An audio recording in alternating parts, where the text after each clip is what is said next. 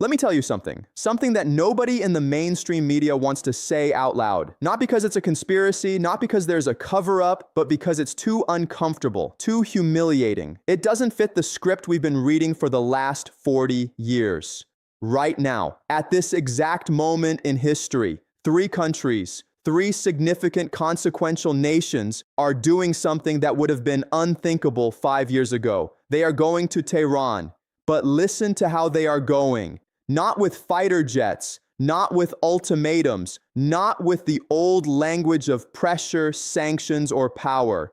They are not walking in like enforcers. They are going with their hats in their hands. They are going with the posture of supplicants, shoulders slightly hunched, palms open, throats dry. They are going essentially to beg. And what are they begging for? They are begging Iran, the Islamic Republic, the country the Western world spent 40 years trying to isolate, sanction, strangle, and erase from the table of respectable nations. They are begging Iran to come to Pakistan, to show up, to participate, to just say one word, yes. And here is the part that should stop you cold, the part that should make you put down your phone, turn off the television, and actually think. Iran has not said yes, not to a single one of them. Let that breathe for a second. 3 countries, 0 yeses, and yet the begging continues. The emissaries keep flying in. The phone calls keep getting answered. The pleas keep getting whispered. Now, before you dismiss this as some obscure diplomatic footnote, before you decide this is the kind of story that belongs in the back pages of a foreign policy journal that nobody reads, I want you to understand what is actually happening here. Because this is not a footnote. This is a window, a rare, clear, unobstructed window into the new architecture of power in South Asia and the Middle East. And if you look through that window carefully, what you see will fundamentally change how you understand the world you are living in right now. Music shifts, a low rhythmic drone, a sense of movement. Let's start with the geography, because geography isn't just trivia. Geography is destiny. Geography is where power begins and where it usually ends. Look at Pakistan. Pakistan sits at the intersection of 3 of the most volatile, most watched, most consequential regions on Earth. South Asia, Central Asia, the Middle East. It shares a border with China, Afghanistan, India, and Iran. 4 borders, 4 entirely different worlds, 4 entirely different sets of fears, interests, and ambitions. When something happens in Pakistan, and something is always happening in Pakistan, the tremors are felt in Beijing, in New Delhi, in Kabul, in Tehran, and in Riyadh. Pakistan is not just a country. Pakistan is a pressure point, and right now, that pressure point is under extraordinary strain, the kind of strain that makes metal groan and empires crack. The Pakistani economy has been in free fall for years. The state has been oscillating between civilian governments and military interventions with a rhythm so predictable it's almost boring. If it weren't so destabilizing, the public is angry, genuinely, deeply, historically angry. The kind of anger that doesn't go away after an election or an IMF bailout. The kind of anger that lives in the bones. And beneath all of this, beneath the surface noise of headlines and arrests and currency devaluations, there is a deeper question.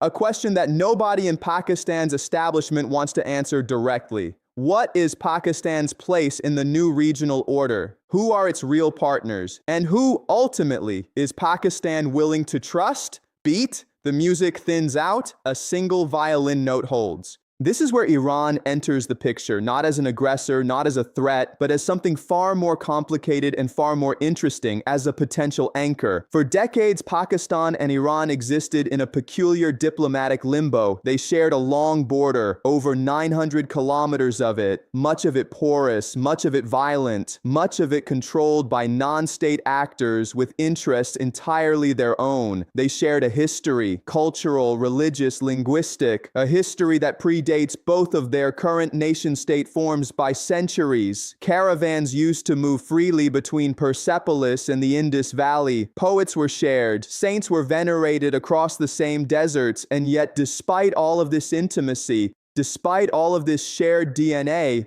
they remained in the formal diplomatic sense at arm's length.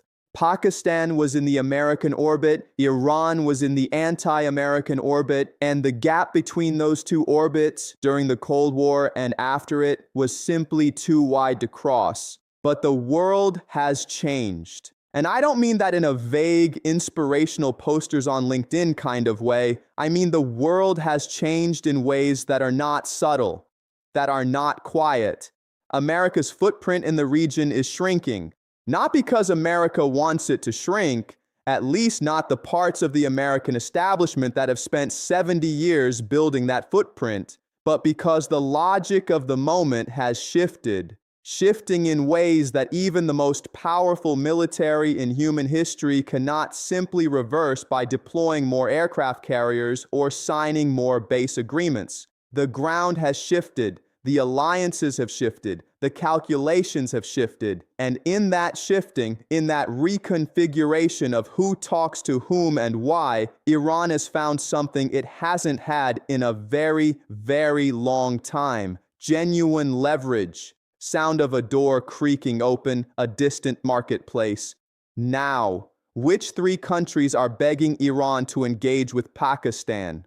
This is where the story gets truly interesting, because the identities of those countries, they tell you everything you need to know about the new geometry of regional power. The first is obvious to anyone who has been paying attention. China. Beijing has been quiet, methodical, patient. They are constructing a new regional architecture through the China-Pakistan Economic Corridor, through relationships with Tehran that survived every round of Western sanctions, through positioning itself as the one major power with genuine influence in both Islamabad and Tehran simultaneously. China does not want instability on either end of its Belt and Road investments. It does not want a frozen conflict between two countries that are both, in different ways, central to its strategic vision. So China has been moving, talking to Tehran, signaling to Islamabad, trying to use its unique position as a trusted partner to both sides to broker a deeper engagement.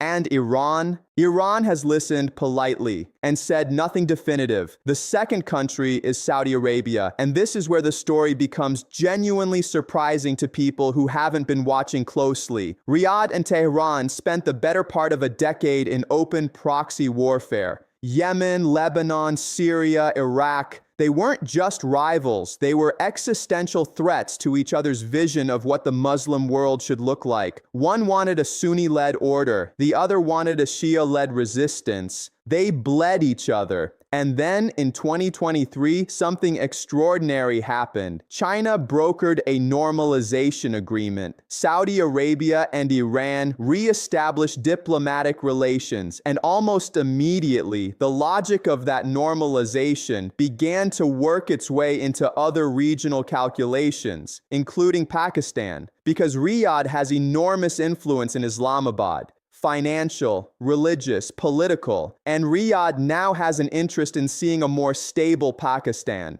A Pakistan that is not constantly torn between its Saudi connections and its Iranian border. So Saudi Arabia has also been pushing, in its own way, for Iran to engage more constructively with Pakistan's current crisis. And Iran has also listened politely, and also said nothing definitive.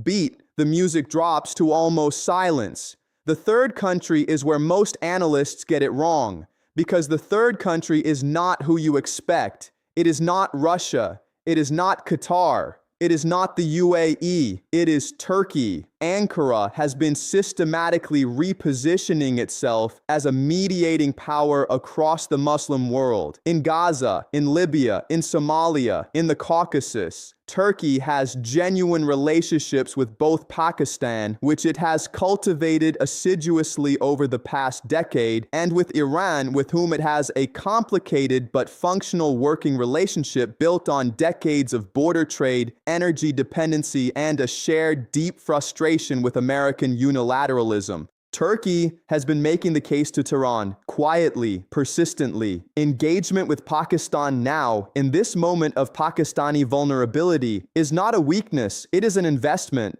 An investment in a future regional order that benefits everyone except the old Western-dominated hierarchy. And Iran has heard this argument, and still has not said yes. The piano note returns, a question hanging in the air. So why? Why hasn't Iran said yes? This is the question that everyone who is paying attention is asking.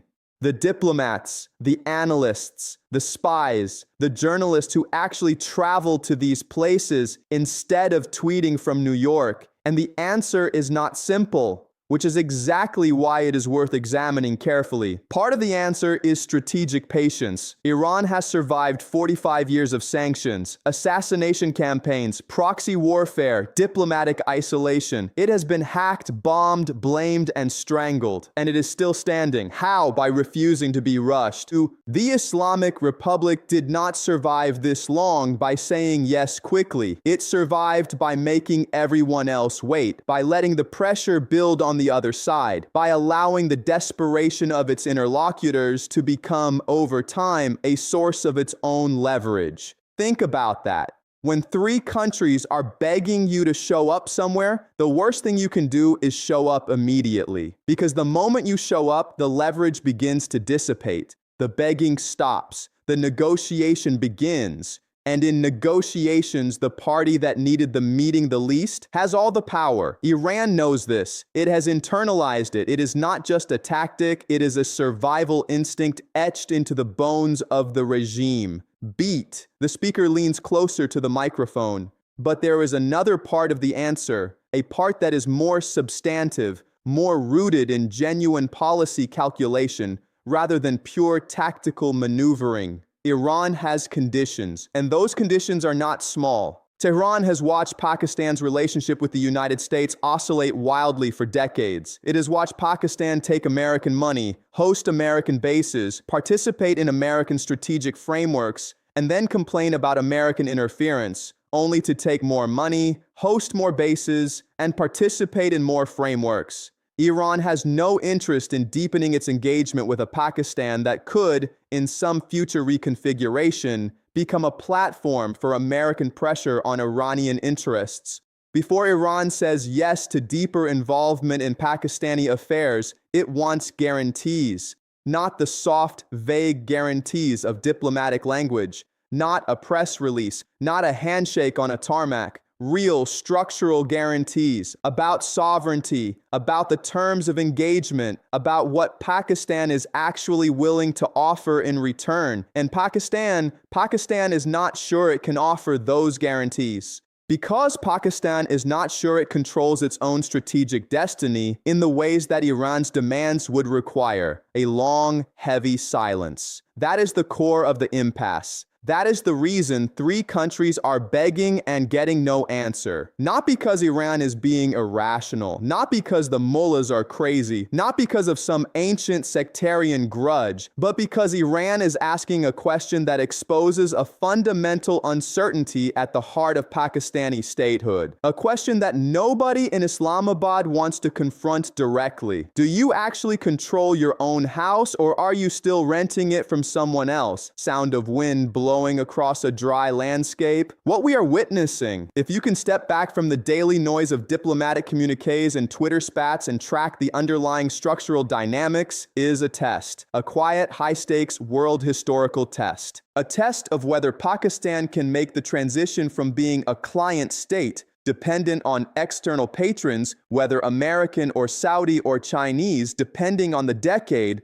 to being a genuinely sovereign actor, capable of making independent decisions about its own regional relationships. Iran is not refusing Pakistan. Iran is waiting for Pakistan to decide what it actually is. And that is a much harder question than any of the three begging countries want to admit. Because it means the solution is not diplomatic. It is not a matter of finding the right intermediary, or the right formula, or the right excuse for a meeting in the right Swiss city. The solution, if there is one, requires Pakistan to have a clarity about itself that it has been avoiding for 75 years, a clarity about whose interests it serves, a clarity about what it is willing to sacrifice, a clarity about what sovereignty actually means when you are broke and surrounded and afraid. The music reemerges. A cello this time, deep, somber. Let me tell you a story that captures this contradiction perfectly. A few years ago, I was speaking to a retired Pakistani diplomat, a man who had served in Washington, in Riyadh, in Beijing, a man who had seen the circus from the inside. And I asked him, what does Pakistan actually want? Not the official line, not the newspaper editorials, but really, in the quiet moments. What does the country want? He laughed, not a happy laugh, a tired one. He said, we want to be respected, but we don't want to pay the price for respect. We want to be independent, but we want someone else to foot the bill for independence. We want Iran to trust us, but we want to keep our American options open. We want China to invest in us, but we don't want to be a colony. We want Saudi money, but we don't want to be told how to spend it. And then he looked at me and said, you cannot want all of those things at the same time, not forever. Eventually, the bill comes due. That conversation has stayed with me because I think that diplomat was describing not just Pakistan's foreign policy dilemma, but the dilemma of every middle power in the 21st century. The gap between the rhetoric of sovereignty and the reality of dependency. Iran has closed that gap. Love them or hate them, the Iranians have made a choice. They have paid the price for their independence. They have been isolated, bombed, sanctioned into poverty, and they are still here, still refusing to bend. Pakistan has never made that choice. Pakistan has always found a patron. First the Americans during the Cold War, then the Saudis, then the Chinese, always someone to hold the umbrella. But umbrellas don't last forever, and right now, in this rainy season of history, the umbrellas are failing. The tone shifts, more urgent, more direct. The three countries begging Iran, they understand this. Maybe not explicitly, maybe not in a memo, but in their bones, they feel it. China understands that its corridor runs through a country that might not survive the next decade without a serious reorientation. Saudi Arabia understands that its influence in Islamabad is waning as Pakistan drifts toward economic collapse and social unrest. Turkey understands that its ambitions to lead a new regional order require a stable Pakistan, but a Pakistan that is anchored to something other than American whim. And all three of them have looked at Tehran and realized something that would have been laughable just a few years ago. Iran is the most stable anchor in the neighborhood, not because Iran is peaceful, not because Iran is rich, but because Iran has clarity. Iran knows what it is willing to die for. And in this region, at this moment, that counts for more than GDP, more than military budgets, more than the number of aircraft carriers you can park in the Gulf. Clarity is a currency, and Iran is flush with it. Beat now. Let me tell you what happens next.